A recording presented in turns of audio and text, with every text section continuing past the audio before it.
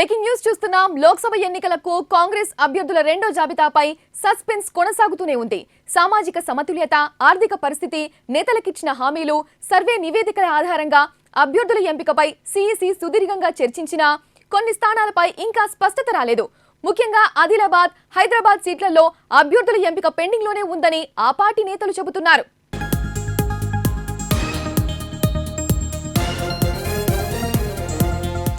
ఇక 19న జరిగిన సీఈసీ సమావేశంలో సికింద్రాబాద్, మల్కాజ్గిరి, చేవెళ్ల, వరంగల్, నాగర్ కర్నూల్, మెదక్ సీట్లపై స్పష్టత వచ్చినట్లు తెలుస్తోంది. భువనగిరి సీటుకు టీపీసీసీ ఉపాధ్యక్షుడు సీఎం రేవంత్ రెడ్డికి సన్నిహితుడైన చామల కిరణ్ కుమార్ రెడ్డి పేరు పరిశీలనలో ఉంది. అయితే మునుగోడు ఎమ్మెల్యే కోమటిరెడ్డి రాజగోపాల్ రెడ్డి తన భార్య లక్ష్మికి ఆ టికెట్ ఇప్పించుకునేందుకు తీవ్రంగా ప్రయత్నిస్తున్నారు. అయితే పెండింగ్ లో ఉన్న అన్ని సీట్లపైన చర్చ పూర్తి చేసి ఒకేసారి అభ్యర్థులను ప్రకటించాలని భావిస్తే తెలంగాణకు సంబంధించి మలి జాబితా హోలీ పండుగ తర్వాతే ఉంటుందని పార్టీ నేతలు చెబుతున్నారు. ఈ నేపథ్యంలో పలు రాష్ట్రాల్లో అభ్యర్థుల ఎంపికపై సీఈసీ మరోసారి భేటీ అవుతోంది. వివిధ రాష్ట్రాల అభ్యర్థుల జాబితా ప్రకటిస్తే తెలంగాణలో స్పష్టత వచ్చిన స్థానాలకు అభ్యర్థులను ప్రకటించే అవకాశం ఉంది.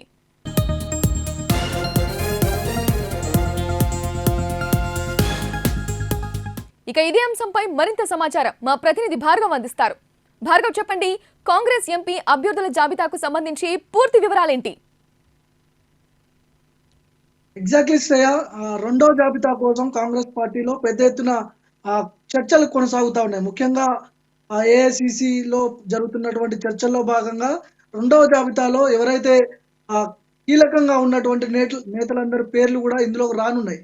కేంద్ర ఎన్నికల కమిటీ భేటీలో మొదటి దశలో జరిగినటువంటి చర్చల్లో భాగంగా కొన్ని సీట్లను కొన్ని సీట్లను రిలీజ్ చేయడం జరిగింది. రెండవ జాబితాలో చాలా మంది కీలక నేతల పేర్లు రాబోతూ ఉన్నాయి. ఇందులో ముఖ్యంగా ఖమ్మం పార్లమెంట్ అనేది చాలా హాట్ టాపిక్ గా మారింది. ఒక చర్చ, అంటే రాష్ట్ర వ్యాప్తంగా కూడా ఒక చర్చ జరుగుతోంది ఈ ఖమ్మం పార్లమెంట్ విషయంలో. ఎందుకంటే ఇక్కడ ముగ్గురు మంత్రులు ఇక్కడ ఉన్నారు. ఆ ముగ్గురు మంత్రులు కూడా వాళ్ళ సన్నిహితులకు, వాళ్ళ కుటుంబ సభ్యులకు టికెట్లు ఇప్పించుకోవడానికి హైకమాండ్ తో చర్చలు జరుపుతున్నారు, లాబింగ్ కూడా చేస్తున్నారు. వాళ్ళకి సంబంధించిన పరిచయాలు ఏవైతే ఉంటాయో ఆ పరిచయాల ద్వారా వాళ్ళకి సంబంధించిన కుటుంబ సభ్యులకు కావచ్చు, బ్రదర్స్ కావచ్చు, టికెట్లు ఇప్పుకునే బిజీగా ఉన్నారు. ఈ ఖమ్మం పార్లమెంట్ అనేది చాలా హాట్ టాపిక్ గా మారింది. ఎందుకంటే ఇక్కడ పొంగులేటి శ్రీనివాస్ రెడ్డి ఉన్నాడు, ఆయన కూడా మంత్రి.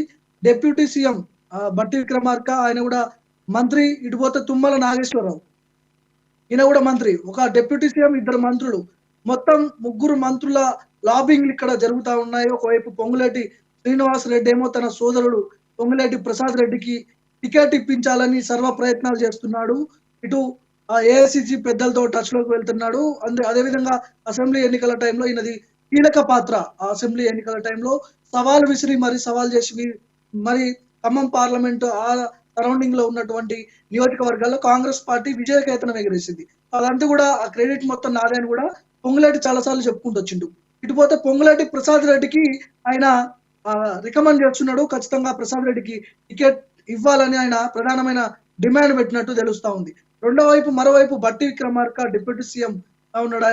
ఆయన సతీమణి మల్లు నందిని, ఆమెకు టికెట్ ఇవ్వాలని కూడా బట్టికి ఉన్నటువంటి పరిచయాలు, ఢిల్లీలో ఉన్నటువంటి పరిచయాలు, ఏఐసిసి ఉన్నటువంటి పరిచయాలు, రాహుల్ సోనియా గాంధీ, ఖర్గేతో ఉన్నటువంటి పరిచయాలతో ఆయన కూడా లాబింగ్ చేస్తున్నాడు. ఖచ్చితంగా మల్లు నందినికి ఇవ్వాలని డిప్యూటీ సీఎం బట్టి విక్రమార్క కూడా ఆయన పోటీ పడుతున్నాడు. ఇటుపోతే తుమ్మల నాగేశ్వరరావు, ఆయన కూడా మంత్రిగా ఉన్నాడు. తన కుమారుడికి యుగేందర్ కి టికెట్ ఇప్పించుకోవాలని కూడా ఆయన కూడా పెద్ద ఎత్తున కసరత్తు చేస్తూ ఉన్నాడు. ఇటు టచ్ లోకి ఏఐసిసి పెద్దలతో కూడా టచ్ లోకి వెళ్తున్నాడు. ముఖ్యంగా ఈ ఖమ్మం పార్లమెంట్ అనేది ముగ్గురు మంత్రులు ఉన్నారు. అక్కడ ముగ్గురు మంత్రుల్లో వాళ్ళ కుటుంబ సభ్యులకు టికెట్లు ఇప్పించుకోవాలని వాళ్ళు తీవ్ర కసరత్తు చేస్తున్నారు. చూడాలి. ఒకవైపు ఆల్మోస్ట్ పొంగులేటి ప్రసాద్ రెడ్డి, ఆయన పొంగులేటి శ్రీనివాస్ రెడ్డి బ్రదర్, ఆయనకి టికెట్ ఖరారైందని కూడా మనం చెప్పుకోవచ్చు. ఎందుకంటే ఒకవైపు ఇటు బల్టి విక్రమార్క బ్రదర్ మల్లూరు రవికి ఆయనకి నాగర్ కర్నూలు నుంచి పార్లమెంట్ అభ్యర్థిగా ఆయనని అనౌన్స్ చేసే అవకాశం ఉంది కాబట్టి ఆయనే ఉంటాడు. కాబట్టి ఇటు మల్లు నందినికి ఇస్తే ఒకవైపు లోక్సభ అభ్యర్థి ఢిల్లీ ప్రత్యేక ప్రతినిధిగా ఉన్నటువంటి ఆయన రాజీనామా చేసిండు. ఇప్పుడు ఎంపీ టికెట్ ఇవ్వడం, అదేవిధంగా మల్లు నందినికి మళ్ళీ లోక్సభ టికెట్ ఇస్తే ప్రతిపక్షాలతో ఆరోపణలు ఎదుర్కోవాల్సి వస్తుంది. కాబట్టి ఖచ్చితంగా ఇటు బట్టి నందినికి కాంగ్రెస్ పార్టీ హ్యాండ్ ఇస్తుంది. పొంగులేటి ప్రసాద్ రెడ్డికి ఫైనల్ చేస్తున్నట్టుగా కూడా మనకు సమాచారం ఉంది. ఇటు భువనగిరి ఇది కూడా హాట్ సీట్ అని చెప్పుకోవచ్చు. చామల కిరణ్ కుమార్ రెడ్డి ముఖ్యమంత్రి రేవంత్ రెడ్డికి అత్యంత సన్నిహితుడు. గతంలో తెలంగాణ ఉద్యమంలో దెబ్బలు తిన అనే సానుభూతి ఈయనకున్నది. ఈయనకు టికెట్ ఖరారు అయినట్టుగా కూడా తెలుస్తా ఉంది. మరోవైపు రాజగోపాల్ రెడ్డి వైఫ్ ఆయన రాజగోపాల్ రెడ్డి సతీమణి కూడా పైరవి చేస్తున్నాడు, లాబింగ్ చేస్తున్నాడు ఏఐసిసి పెద్దలతో.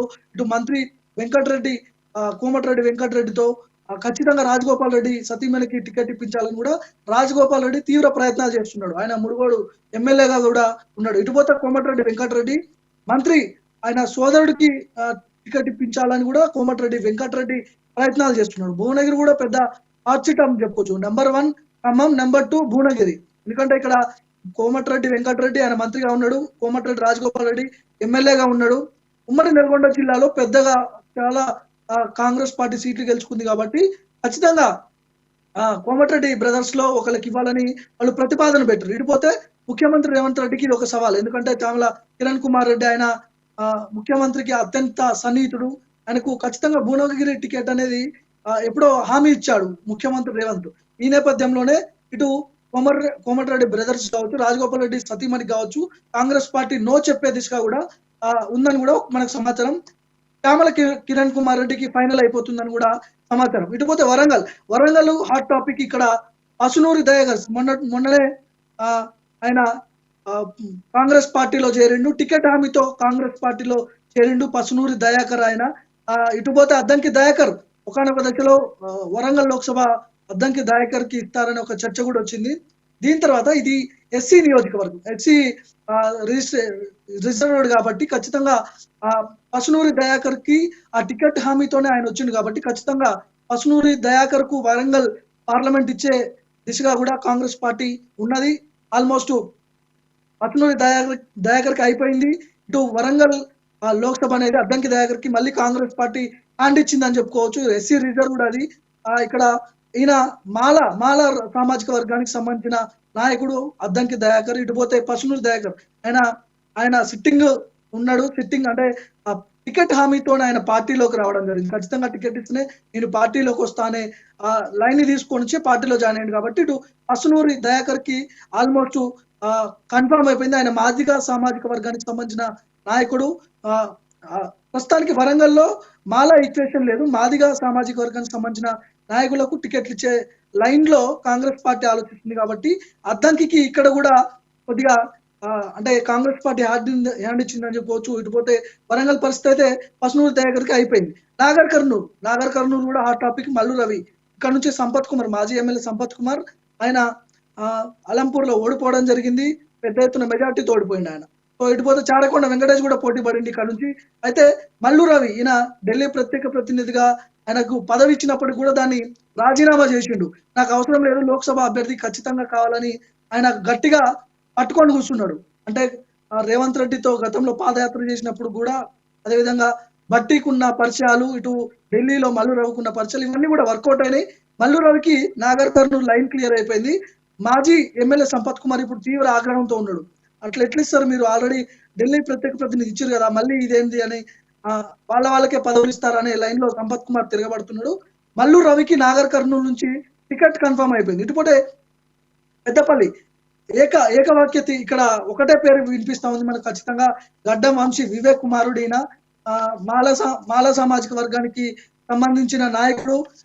చెన్నూరు ఎమ్మెల్యే వివేక్ వెంకట స్వామి కుమారుడు. ఏకవాక్య తీర్మానం చేసి ఒకటే పేరుని పంపించారు. సో గడ్డం వంశీ ఆల్మోస్ట్ అయిపోయింది, ఆయనే అభ్యర్థిగా ఉండబోతున్నాడు అనే ఒక చర్చ, ఆయనే ఉంటున్నాడు. ఇటుపోతే కరీంనగర్ అది బీజేపీ కంచుకోట. బండి సంజయ్ ఆయన జాతీయ ప్రధాన కార్యదర్శిగా ఉన్నాడు. బీజేపీ నుంచి బలమైన నేత ఆయన, తెలంగాణలో ఉన్నటువంటి కీలక నేతలు ఆయన ఒకరు. సో ఇటుపోతే కరీంనగర్ నుంచి పెద్దగా అంటే కాంగ్రెస్ పార్టీ నుంచి బలమైన వ్యక్తి లేకపోవడం, అలిగిరెడ్డి ప్రవీణ్ రెడ్డి పేరు వినపడతా ఉంది కానీ ఆయనకు గెలిచే అవకాశాలు తక్కువ ఉన్నాయని ఒక చర్చ కూడా ఉంది. ఇటు బండి సంజయ్ తట్టుకోవాలంటే ఖచ్చితంగా ఒక బలమైన నేత కోసం గాలింపు చర్యలు చేపట్టారు. అలిగిరెడ్డి ప్రవీణ్ రెడ్డి పేరు అయితే వినిపిస్తా ఉంది. మరి ఇక్కడ ఏదైనా ట్విస్ట్ వచ్చే అవకాశం కనిపిస్తా ఉంది. బీజేపీ ఆయన సిట్టింగ్ ఎంపీ బండి సంజయ్ ఉన్నాడు కరీంనగర్. ఇటుపోతే బీఆర్ఎస్ నుంచి బోయినపల్లి వినోద్ కుమార్ కూడా ఇక్కడ ప్రకటించారు. సో మొత్తానికి కరీంనగర్ లో బండి సంజయ్ మీద దింపాలంటే ఒక బలమైన వ్యక్తి కావాలి కాబట్టి కాంగ్రెస్ పార్టీ చూస్తున్నది. ఇంకా ఎవరైతే బాగుంటది అనేది దాని మీద చర్చలు జరుగుతున్నాయి. చేవెళ్ళ ఒక ట్విస్ట్ అని చెప్పుకోవచ్చు. ఎందుకంటే చేవెళ్ళ నుంచి సునీతా మహేందర్ రెడ్డి పోటీ చేస్తుంది. అక్కడ నుంచి అని కూడా ఒక చర్చ జరిగింది. మొన్నటి వరకు ఆల్మోస్ట్ రేవంత్ సభలో కూడా మనం విన్న ఆఫీషియల్ గా అనౌన్స్ చేయనప్పటికీ కూడా ఇండైరెక్ట్ గా ఆమె ఉండబోతున్నారని ఒక చర్చ. దాని తర్వాత కొన్ని అనుమాన పరిమాణాలు వచ్చినాయి. ఎంపీ రంజిత్ రెడ్డి ఆయన సిట్టింగ్ ఎంపీగా ఉన్నాడు. ఆయన రాజీనామా చేసి కాంగ్రెస్ పార్టీలో చేరిండు. ఎంపీ టికెట్ హామీతోనే కాంగ్రెస్ పార్టీ ఎంపీ టికెట్ హామీతోనే ఆయన కాంగ్రెస్ లో పార్టీలోకి వచ్చిండు. Chevella MP ticket Ranjith Reddy confirm అయిపోయింది. అక్కడ చేవెళ్ళ నుంచి సునీతా మహేందర్ రెడ్డిని మల్కాజ్గిరి పంపించారు, షిఫ్ట్ చేశారు. మల్కాజ్గిరి అనేది కూడా పెద్ద పార్లమెంటు. అక్కడ ఆ చేవెళ్ళ నుంచి మల్కాజ్గిరిని సునీతా మహేందర్ రెడ్డిని ట్రాన్స్ఫర్ చేయడం జరిగింది. పెద్ద పార్లమెంట్. ఇక్కడ బీజేపీ కొద్దిగా బలంగా ఉన్నదని చెప్పుకోవచ్చు. ఈటల రాజేందర్ బలమైన వ్యక్తి, ఆయన బీసీ సామాజిక వర్గానికి సంబంధించిన నాయకుడు. కొద్దిగా ఈ ఈక్వేషన్ ఏమైనా కలిసి వస్తుందేమో అని కూడా సునీతా మహేందర్ రెడ్డిని మల్కాజ్గిరిలో ఆల్మోస్ట్ ఆమెను ఫైనల్ చేసిన పరిస్థితి మనం చూస్తున్నాం. నిజామాబాద్ ధర్మపురి అరవింద్ అక్కడ సిట్టింగ్ ఎంపీ ఆయన ఉన్నాడు నిజామాబాద్ లో. అక్కడ జీవన్ రెడ్డిని బరిలో దింపుతున్నారు. కాంగ్రెస్ పార్టీ నుంచి జీవన్ రెడ్డి పార్లమెంట్ అభ్యర్థిగా ఉండబోతున్నారు. లాస్ట్ టైం ఆయన ఓడిపోయిండు. సో ఇప్పుడు ఎట్లుంటారో చూడాలి. ఇటు అది బీజేపీ సిట్టింగ్ కాబట్టి. నీలం మధు మెదక్ పార్లమెంట్ నుంచి నీలం మధుని కన్ఫర్మ్ చేసిర్రు. ఆల్మోస్ట్ నీలం మధు ఉన్నాడు.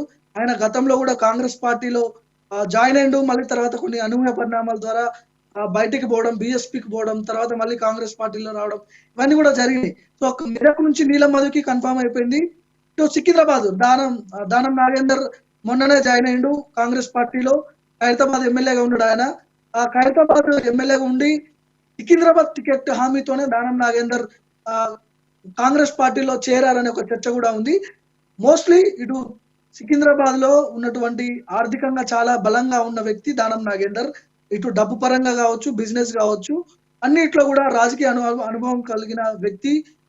కిరణ్ కుమార్ రెడ్డి హయాంలో ఉమ్మడి ఆంధ్రప్రదేశ్ ఉన్నప్పుడు మంత్రి కూడా పనిచేసిండు కాంగ్రెస్ పార్టీలో. దీని తర్వాత కాంగ్రెస్ పార్టీలో వలసలు వస్తున్న నేపథ్యంలో ఆయన కూడా కాంగ్రెస్ పార్టీలోకి వచ్చిండు. ఇవన్నీ వర్కౌట్ అవుతున్నాయి. మోస్ట్లీ ఇప్పుడు చెప్పిన పేర్లన్నీ కూడా కరీంనగర్, చేవెళ్ళ, మల్కాజ్గిరి, నిజామాబాద్, మెదక్, నిజామాబాద్, ఇటుపోతే ఖమ్మం, భువనగిరి, వరంగల్, నాగర్ కర్నూలు, పెద్దపల్లి, ఇవన్నీ కూడా కన్ఫర్మ్ అయిన టికెట్లు. ఆల్మోస్ట్ నేను చెప్పిన ఏవేవైతే పేర్లు చెప్పానో వాళ్ళందరూ కూడా పార్లమెంట్ అభ్యర్థులుగా బరిలో దిగబోతున్నారు శ్రేయ.